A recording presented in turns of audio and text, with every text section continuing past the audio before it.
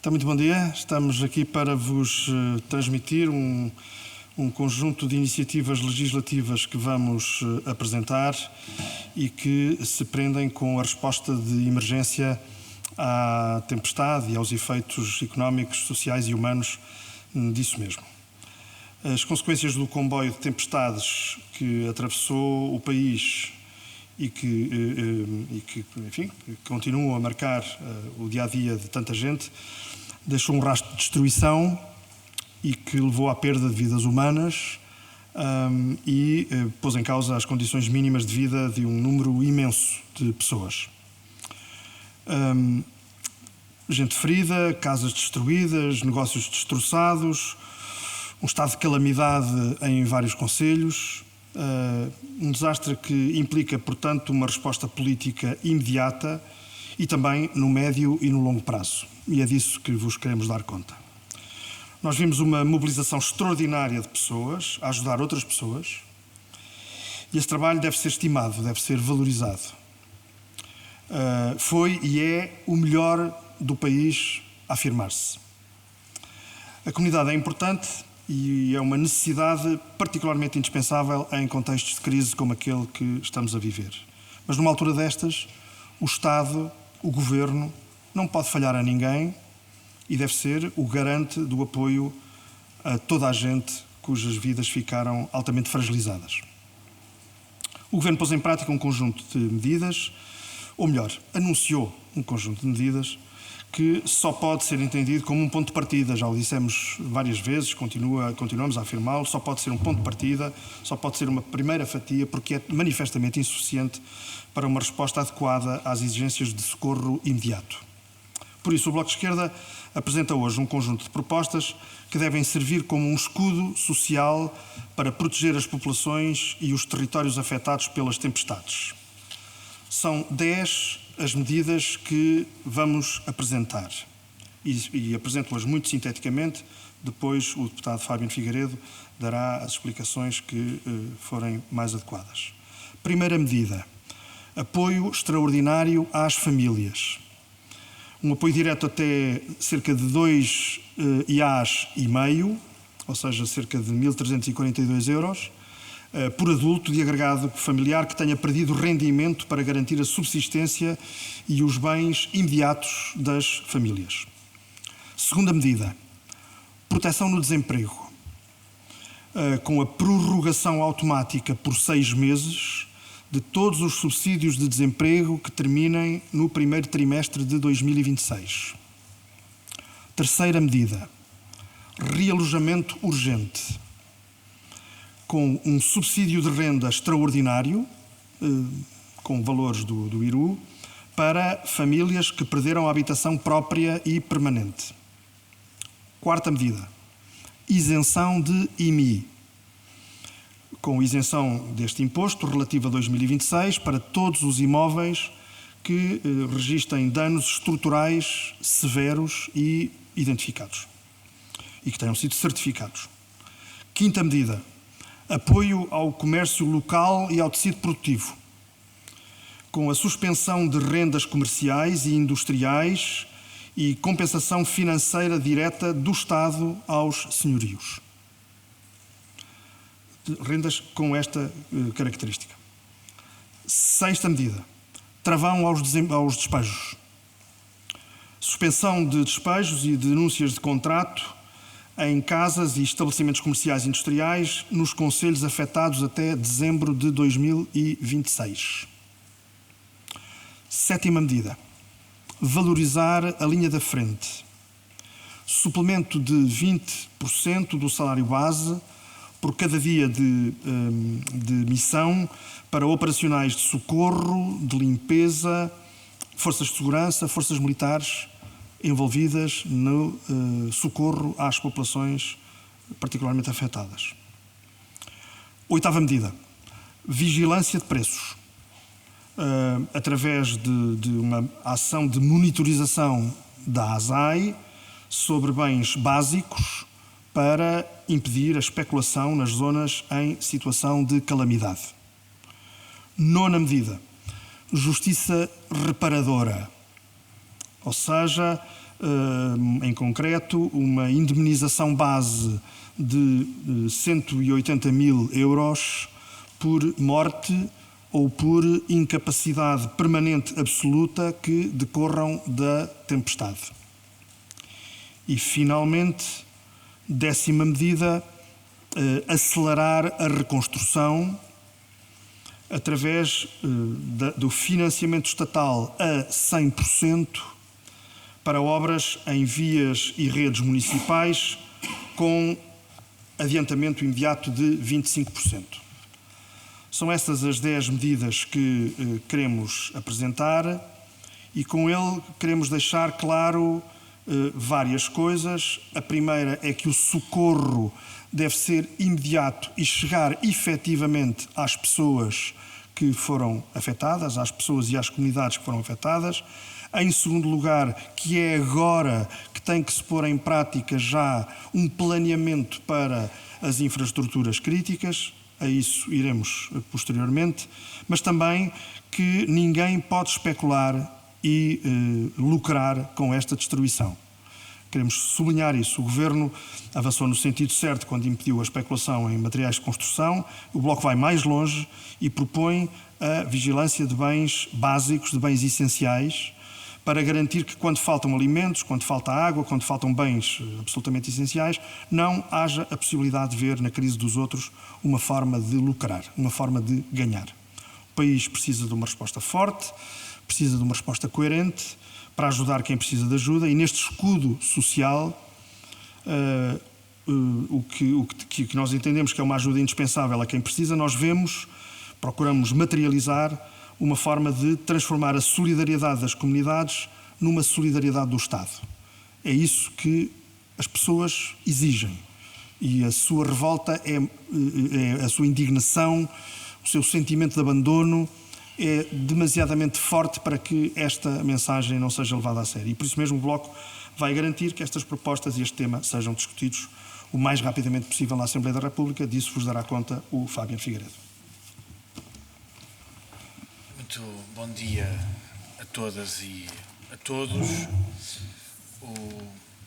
A destruição que se faz sentir nos concelhos que estão em situação de calamidade exige por parte do Estado, dos responsáveis políticos, uma ação sem precedentes, mas que aprenda com os instrumentos do passado, e foi com base nessa experiência, nesse conhecimento acumulado, que conjuntamente com o José Manuel Pureza trabalhei com muitas outras pessoas na construção destas 10 medidas. Aprendemos com o que correu bem e o que correu mal em Pedrógão Grande. A proposta de justiça reparadora que José Manuel Pureza apresentou baseia-se no modelo a que se chegou no seguimento dos terríveis incêndios que afetaram de forma terrível e muito dura a comunidade de Pedrógão Grande. Ela aplica-se a todas, é uma forma de reparação de todas as famílias que perderam os seus entes queridos no seguimento da tempestade Christine, mas alarga-se também, porque não podia deixar de ser assim, a todas as vítimas dos dias seguintes. Infelizmente, todos os dias temos notícias de pessoas que fazem reparações às suas habitações e que disso resultam lesões graves ou mesmo permanentes. Portanto, o Estado tem o dever de proteger e apoiar as famílias que perderam um ente querido, mas também todas as pessoas que se vitimaram no processo de reconstrução, de socorro e de reparação. Depois, uma outra proposta com que nos inspiramos no modelo do escudo social que o Estado espanhol aplicou em Valência, prende-se com a necessidade de garantir que as autarquias, que é quem melhor consegue responder ao esforço de reconstrução, têm a liquidez necessária para apoiar as populações. E é por isso que é tão importante que o Estado garanta que todas as obras essenciais, que todas as despesas de obras essenciais correspondem a uma transferência extraordinária do orçamento do Estado. Falamos da desobstrução de vias, mas também de reconstrução de vias, de escolas, de pavilhões municipais, de centros de saúde que estão sob a tutela dos municípios, de infraestruturas básicas, de parques industriais. Enfim, há concelhos que perderam praticamente tudo em vários pontos do país, no distrito de Leiria, de Coimbra, de Lisboa, de Setúbal, etc. Nesse conjunto alargado de municípios é preciso ter a certeza que há a liquidez necessária para fazer as obras que são urgentes. Depois, creio que é consensual que o apoio extraordinário que o Governo anunciou é manifestamente insuficiente. Estamos a falar de populações que de um dia para o outro perderam tudo. E é por isso que nós reforçamos o apoio extraordinário com o valor de 2,5 IAs, é o valor de referência teto máximo do subsídio de desemprego por adulto sem condição de recursos. É muito importante dizer isto. Isto é um apoio extraordinário para compensar a perda de rendimento. Por outro lado, ninguém compreende que uma pessoa que tenha visto a sua habitação própria permanente ser devastada ou estruturalmente danificada seja obrigada a pagar IMI. E é por isso que nós propomos, e creio que na Assembleia da República se encontrarão os votos necessários para esta medida mais do que justa, garantir que quem viu a sua casa destruída ou praticamente destruída em 2026 não é obrigado a pagar IMI. E por outro lado, há muitos deslocados, há falta de habitação e por isso muita gente vê-se obrigada a encontrar temporariamente uma casa até ter a expectativa mais do que legítima de ver a sua casa reconstruída. É por isso que nós propomos um subsídio de renda extraordinário que garanta que as famílias conseguem encontrar uma casa no concelho, num concelho vizinho, onde entenderem conseguem reorganizar a sua vida, a sua economia familiar. Por outro lado, como saberão, nós temos sido muito vigilantes e muito críticos da atuação do Governo. A prevenção falhou. A destruição não é maior porque as comunidades se organizaram, porque no que dependeu do Governo, o Estado deixou as populações à deriva e à sua mercê. Falhou a Ministra da Administração Interna, esteve muito mal o Ministro da Defesa, que achava que devia fazer uma encenação mediática, mobilizando para isso as Forças Armadas. Esteve mal o Secretário de Estado da Administração Interna, esteve mal o Ministro da Presidência, que nas primeiras horas achou que devia fazer um número para as suas redes sociais. Esteve mal o Primeiro-Ministro numa conferência de imprensa que manifestou uma insensibilidade absoluta em relação às famílias que tinham acabado de perder os seus entes queridos. E é por isso que nós propomos este escudo social, que será discutido mais tardar no dia 4 de março, por iniciativa do Bloco de Esquerda, para garantir que o Estado, que as instituições, que a democracia responde a quem perdeu tanto ou perdeu mesmo tudo, e é esse sinal e essa garantia que queremos dar às portuguesas e aos portugueses, que usaremos todos os instrumentos que temos para garantir que há um escudo social que protege e que apoia a reconstrução das comunidades afetadas pela tempestade Cristina e por todas as outras intempéries que se seguiram. Estamos naturalmente disponíveis para responder às vossas perguntas.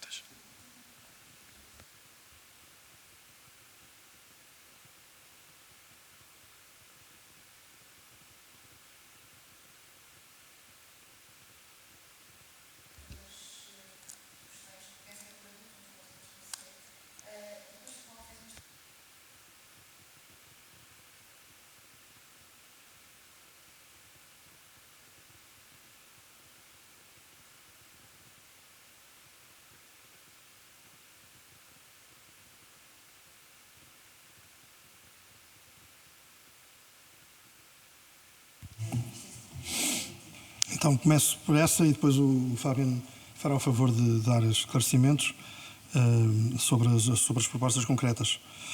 A Ministra da Administração Interna já não devia ser Ministra da Administração Interna há muito tempo. A sua inadequação àquela função tem sido patente há longo tempo e só a teimosia do Primeiro-Ministro em manter aquela pessoa no cargo tem permitido que isso aconteça com prejuízo para o país. O desempenho da Ministra da Administração Interna no contexto desta tempestade e dos efeitos económicos e sociais e humanos que ela teve é o culminar de todo um caminho de inadequação e de incapacidade de resposta à altura das responsabilidades e, portanto, não é de agora que nós, Bloco de Esquerda, achamos que a Ministra da Administração Interna já não o devia ser. mas o Fabiano dar-vos-á esclarecimentos também sobre as propostas em causa. O apoio extraordinário às famílias que nós desenhamos, o apoio é por adulto, a perda do rendimento é do agregado familiar, ou seja, não há condição de recursos, cada adulto pode receber até 1.342,50 euros, 2 IAs e meio, que é o equivalente ao teto máximo do subsídio de desemprego, e a perda de rendimento é aferida pelo agregado familiar, é a forma mais justa para se garantir que há uma resposta que permita às famílias procederem à reconstrução. Isso é essencial, aliás, enfim, é praticamente consensual na sociedade portuguesa que o apoio anunciado pelo Governo é muito parco. Estamos a falar de famílias que têm a necessidade de reconstruir, de adquirir bens básicos, de repor os rendimentos que perderam. Portanto, se há despesa pública que faz sentido, é esta. Perguntou sobre o valor global destas medidas. A estimativa que temos, ela é, como evidente, variável, porque depende, infelizmente, do número de vítimas, da aferição final da destruição do emprego, da capacidade e da velocidade da reconstrução e do efeito que ele tem na economia. As contas que nós fizemos é que isto é um pacote que tem o mesmo valor, aproximadamente, do primeiro pacote apresentado do Governo, entre 2 a 3 mil milhões de euros. Chama a atenção que uma parte considerável deste pacote pode ser financiado por fundos europeus, por se tratar de ajuda em contexto de calamidade. E é por isso que é tão importante que o Governo seja célere e competente na mobilização desses recursos europeus, coisa que, aliás, nós temos feito desde o primeiro minuto, que é o Governo devia ter ativado mais cedo os mecanismos de solidariedade europeus e deve, aliás, aprender com o que se fez bem em respostas passadas em Portugal ou, ainda muito recentemente, no Estado espanhol. Agora, é certo que o Estado não pode falhar às populações afetadas. Nós temos estado no terreno, e se há coisa que ouvimos em todos os municípios por onde passamos, é o sentimento de abandono, de raiva, de falta de presença do Estado. Isso notou-se muito pelo facto do Governo ter demorado muito tempo a responder. Preocupa-nos muito a notícia que saiu este fim de semana, que dá conta que o Governo tenha demorado uma semana a mobilizar as Forças Armadas em toda a extensão em que podia. E a forma como, por outro lado, nós vemos que há territórios inteiros cujo processo de socorro, de resgate, de resposta dependeu integralmente da auto-organização cívica, que é sem dúvida de louvar. Portugal é um país de gente solidária, mas que não pode, de forma alguma, sentir-se abandonada pelo atraso da resposta das autoridades. Quero só acrescentar a isto que o Fabiano Figueiredo acaba de dizer, que nesta nossa presença junto de quem sofreu nas suas vidas e nos seus bens os efeitos devastadores da tempestade, temos tomado conhecimento, infelizmente sem surpresa, de que pessoas que haviam sido vítimas dos incêndios dramáticos do verão estão ainda sem receber qualquer apoio.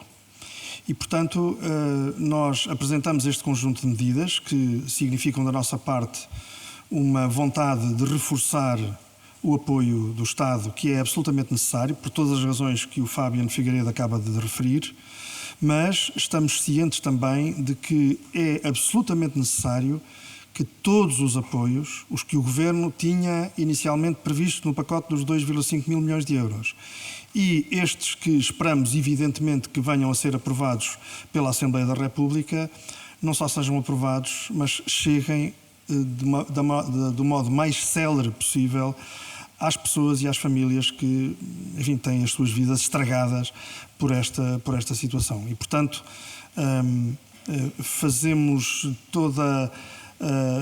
damos toda a importância ao reforço financeiro, damos toda a importância ao reforço dos mecanismos de fiscalização em termos de comportamentos especulativos e damos também toda a importância à implementação concreta das medidas que estão aprovadas e que venham a ser aprovadas.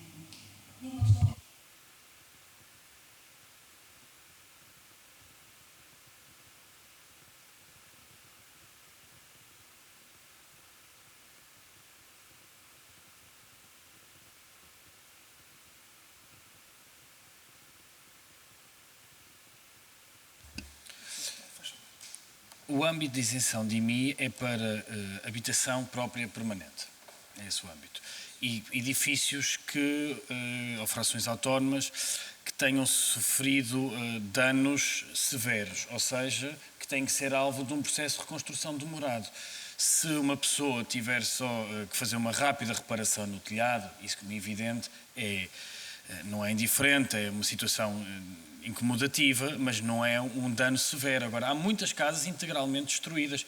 As imagens de Alcácer do Sal, por exemplo, ou da Marinha Grande, partem o coração a qualquer ser humano.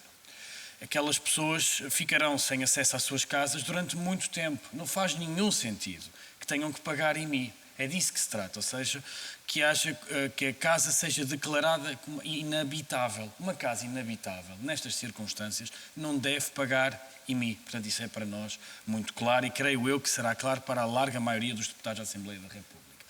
Sobre as expectativas de aprovação, nós apresentamos estas medidas por as considerarmos justas, tendo em consideração a situação de emergência em que se encontram estas populações. Portanto, temos a expectativa que todos os partidos aprovem estas medidas e que elas façam caminho. Se o Governo quiser, porque tem instrumentos para o fazer, copiar todas as medidas e implementá-las o mais depressa possível, nós estaremos muito contentes com isso. Nós não só queremos um apoio maioritário para estas medidas porque elas são justas, como entendemos que se todos os partidos as quiserem copiar, ficaremos muito satisfeitos, porque isso significa que as populações afetadas têm a resposta que necessitam no tempo mais rápido possível. É essa a nossa preocupação. A nossa preocupação é responder à emergência do país e garantir que as instituições da democracia estão à altura do que lhes é exigido. Nós fizemos este desafio agora mesmo.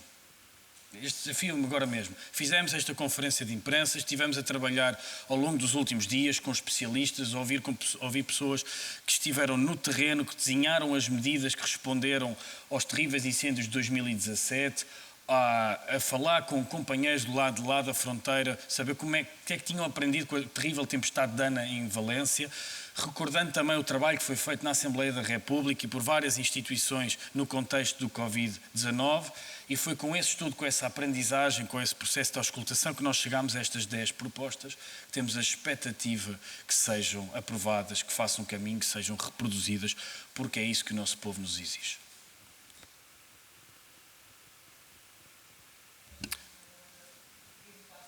Não, como lhe disse, nós vamos usar todos os instrumentos que estão ao nosso alcance, portanto, nós já aguardamos a data de 4 de março, era a primeira data disponível para agendar putestativamente essas medidas. Quero lhe dizer uma outra coisa. Tem, infelizmente, havido o hábito na Assembleia da República de fechar os agendamentos putestativos a iniciativas de outros partidos. Nós não o faremos. Nós abrimos esse debate para que todos os partidos possam contribuir com as suas propostas para responder às populações afetadas pela tempestade Christine e por todas as que se lhe seguiram. Nós, da nossa parte, daremos o exemplo. Temos consciência do drama, da emergência que o país vive. Queremos responder, mas também damos uma garantia. Estaremos e continuaremos a estar muito atentos à atuação do Governo e queremos garantir que a Assembleia da República faz o seu trabalho de fiscalização. O que aconteceu não pode voltar a acontecer. Nunca mais o país pode ter, numa situação de emergência, o Comandante da Proteção Civil no estrangeiro. Nunca mais o país pode ter a Ministra da Administração Interna em plena intempérie a distribuir espadas numa cerimónia completamente secundária, tendo em conta o contexto. Nunca mais o Ministro da Presidência ou o Ministro da Defesa pode achar que no contexto de uma catástrofe destas pode fazer números mediáticos, seja mobilizando as Forças Armadas, seja mobilizar os meios do Governo para um exercício de propaganda nas redes sociais, e nunca mais o país pode ter um Primeiro-Ministro que não está à altura da dor das populações que perderam entes queridos ou que perderam as suas casas. A República tem que se engrandecer e isso significa proteger as populações, aprender com a crise climática e, sobretudo, ter um governo que que percebe o momento que o país está a viver, que infelizmente vários ministros, de Castro Almeida à Ministra da Administração Interna, do Primeiro-Ministro ao Ministro da Defesa, não esquecendo o Ministro da Presidência, não estiveram à altura do momento, e a Assembleia da República deve estar à altura do momento, e o Bloco de Esquerda certamente estará, e é por isso que no dia 4 de março esperamos que todos os partidos agendem as propostas que entendam necessárias para responder à intempérie, para responder à catástrofe, e é por isso que nós chamamos ao nosso conjunto de iniciativas escudo social, porque é a altura de proteger e de apoiar a reconstrução das comunidades afetadas.